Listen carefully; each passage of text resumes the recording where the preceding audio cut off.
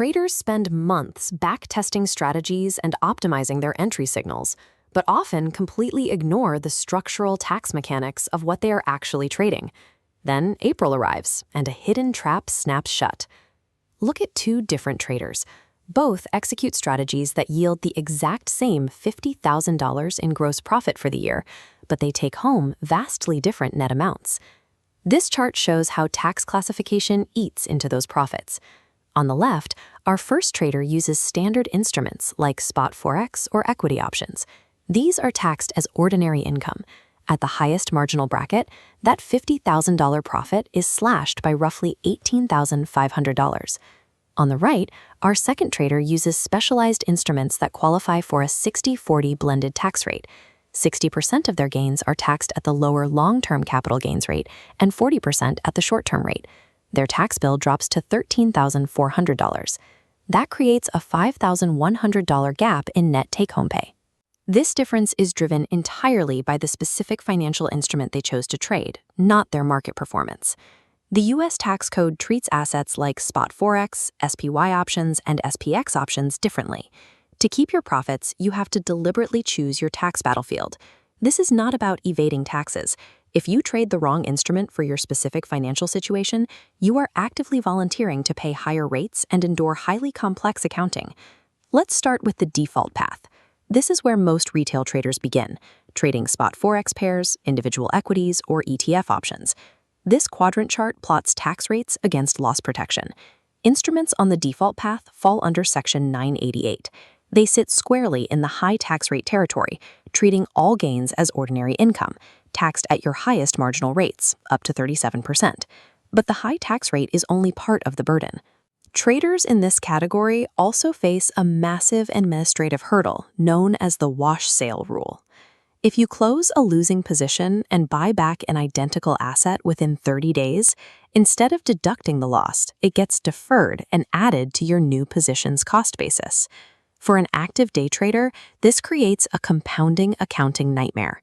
You have to manually reconcile thousands of trades across multiple brokerage accounts to ensure every wash sale is matched correctly for the IRS.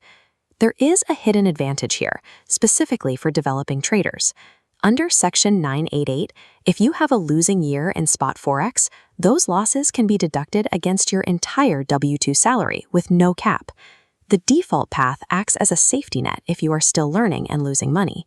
However, if you are a consistently profitable professional, staying here acts as a massive tax and administrative penalty. The alternative is the optimizer's path. This involves trading regulated futures, broad-based index options like the SPX, or actively electing Section 1256 tax treatment for your forex trades. Returning to our chart, Section 1256 contracts sit in the opposite quadrant. They operate under the 60-40 rule. 60% of gains are long-term capital gains, and 40% are short-term, regardless of the holding period. For a high-earning trader, that blended rate drops the maximum effective tax rate from 37% down to approximately 26.8%. That provides an immediate boost to your return on investment. Beyond the lower rate, Section 1256 comes with an administrative superpower, mark-to-market accounting. Mark-to-market is an accounting method that treats all your open positions as if they were sold for their fair market value on December 31st. This consolidates your entire year of trading into a simple one-page summary report at tax time. Because of this summary reporting, Section 1256 contracts are entirely exempt from the wash sale rule. You never have to track 30-day rebuy windows again, but there is a severe trade-off. If you have a bad year trading 1256 contracts, your capital losses are capped at just $3,000 against your ordinary income. Any losses beyond that are trapped and must be carried forward to future years. Section 1256 maximizes tax efficiency and eliminates accounting friction, making it ideal for profitable traders. But it is a dangerous trap for beginners because it destroys the ability to write off large trading losses against a day job salary. Let's look at how this plays out in practice by comparing two seemingly identical instruments, the retail favorite SPY and TF options, and their institutional counterpart, the SPX index options. SPY options are American style and use physical settlement. This creates a severe structural risk known as physical assignment. If you sell an SPY option, you can be assigned the actual underlying shares of the ETF at any time before the contract expires. Early assignment can trigger unexpected overnight margin requirements or force you to pay out dividends you weren't prepared for, rapidly depleting your account equity. Contrast this with SPX options. They are European style and use cash settlement. With cash settlement, no actual shares ever change hands. Instead, the financial difference between the strike price and settlement value is simply credited or debited from your trading account in cash at expiration. Because they are European style, early assignment is impossible. The barrier to entry for SPX has traditionally been its size. Standard SPX contracts carry massive notional values, requiring significant capital that prices out the average retail account. To solve this, exchanges offer scaled-down versions like the Mini SPX, ticker XSP, and Nanos. These smaller contracts provide the exact same European-style cash settlement and 60/40 tax benefits, but are sized appropriately for smaller portfolios. Swapping your ETF options for index options accomplishes two critical goals at once. It lowers your effective tax bill, and it mechanically eliminates the overnight risk of physical assignment, providing structural peace of mind. Financial instruments are strictly tools. To use the right one, you must audit your trading reality. This decision tree shows the primary filtering question every trader must answer. Are you consistently profitable?